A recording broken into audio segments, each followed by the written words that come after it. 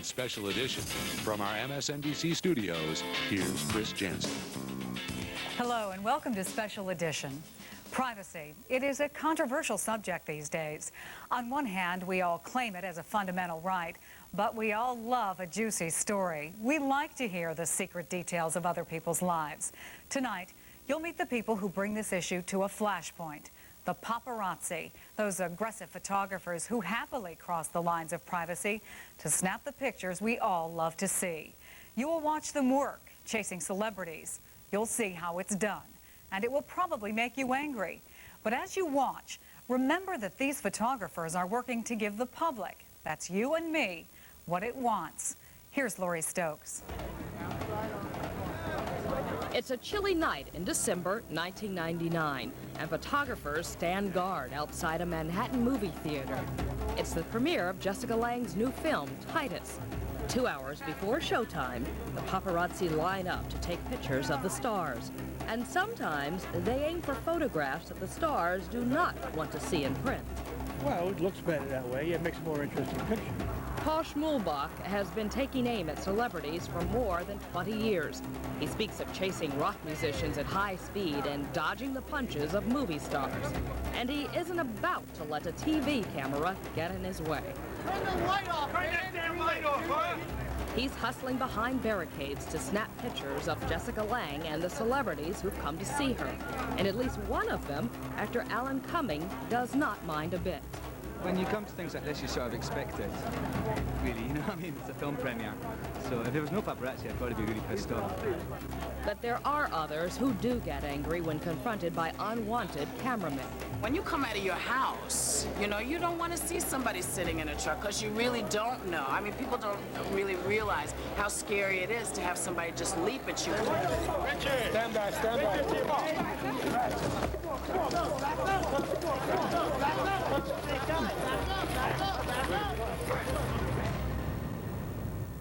Sometimes it seems like a tug of war. On one side are hungry freelance photographers out to feed the public appetite for candid shots of their favorite celebrities. And pulling just as hard against them are those celebrities who don't want those peering lenses to invade their privacy. Case in point, Jacqueline Kennedy. She went to court to make photographer Ron Galella back off. She claimed he got too close when he caught her hailing a cab, leaving the theater and boating off Martha's Vineyard. And she didn't like his photograph of her daughter, Caroline, biking with a friend. So a federal judge ordered Galella to keep 25 feet away from Jackie and 30 feet away from her son and daughter. I don't think he should be pilloried and have to defend himself for just doing what every other photographer has done.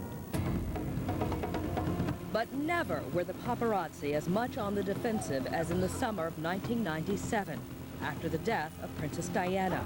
She, her boyfriend Dodi Al-Fayed, and their driver Henri Paul died after a high-speed crash in a Paris tunnel. 7 members of the paparazzi had been in hot pursuit. They were taken by van to police headquarters for questioning soon after the accident. We now know that there were 2 causes that came together fatally on that night. The constant harassment of the paparazzi and the fact that the driver that was chosen to try to get them away was over the alcohol limit. To many people, anyone who had ever aimed a camera lens at a celebrity suddenly shared in the blame. I always believed the press would kill her in the end. But not even I could imagine that they would take such a direct hand in her death, as seems to be the case.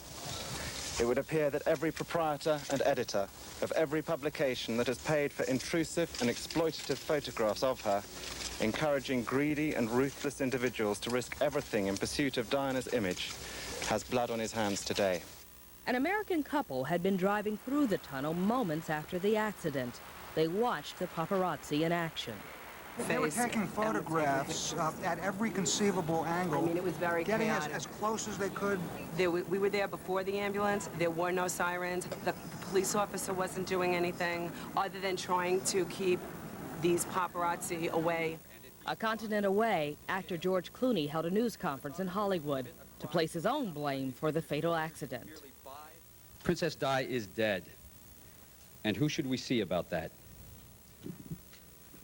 The driver of the car, the paparazzis, or the magazines and papers who purchase these pictures and make bounty hunters out of photographers. The same magazines, television shows, and papers that use their pages creating the news, causing altercations, and then filming them. Well, you must be exhilarated. You bought and paid for one of the greatest news stories of the year. And for your success, you should be held accountable. It wasn't long before some of the paparazzi tried to get back at Clooney. Victor Malafronte is one photographer who remembers. Hey, George. Hey, how you doing? A couple of weeks later, when he arrived at his film premiere in New York City, all the photographers put their cameras down. We didn't take his picture. And he got the point. The Paris police found no evidence to charge any photographers with causing the crash or failing to aid the dying princess and her fellow passengers. Instead, they blamed driver Henri Paul, whose blood alcohol content was far above the legal limit. On Dateline NBC, a few days after the accident, one of America's leading journalists told Stone Phillips he sided with the photographers. The paparazzi are getting a bum rap on this one, I think. The fault here seems to me to clearly lie with the driver of that car or whoever instructed him to try to evade the paparazzi by such dangerous driving. Stay on him, don't lose him. Malafronte is a New York photographer who has been in his share of high-speed chases. He says his days as part of the paparazzi are over, but he still defends their innocence in the death of Princess Diana and her fellow passengers.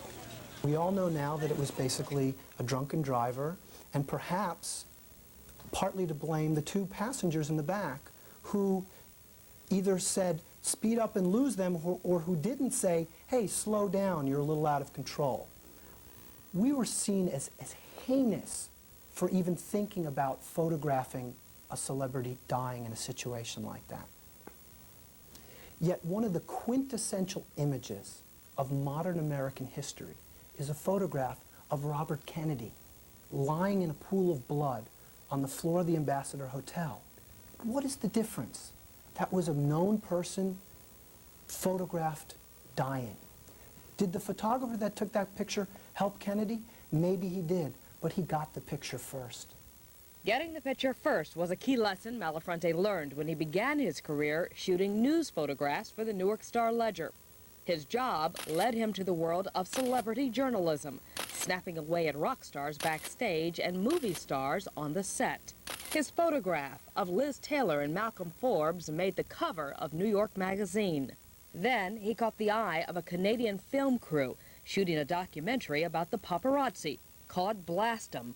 Malafronte's business was slow that summer. While the filmmakers tagged along, he began a stakeout of John F. Kennedy Jr. He didn't like me following him around, and at the time that I did it, it seemed excessive, and he did confront me.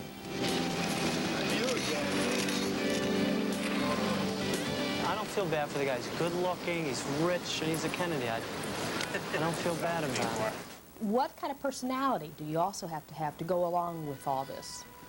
Oh, well, your personality has to be very cutthroat and very aggressive, but at the same time, I think a lot of photographers do not treat celebrities like human beings.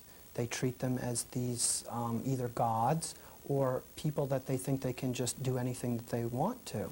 Malafronte became a determined and aggressive man when he set out to capture a special photograph of Michael J. Fox and his wife, Tracy Pollan.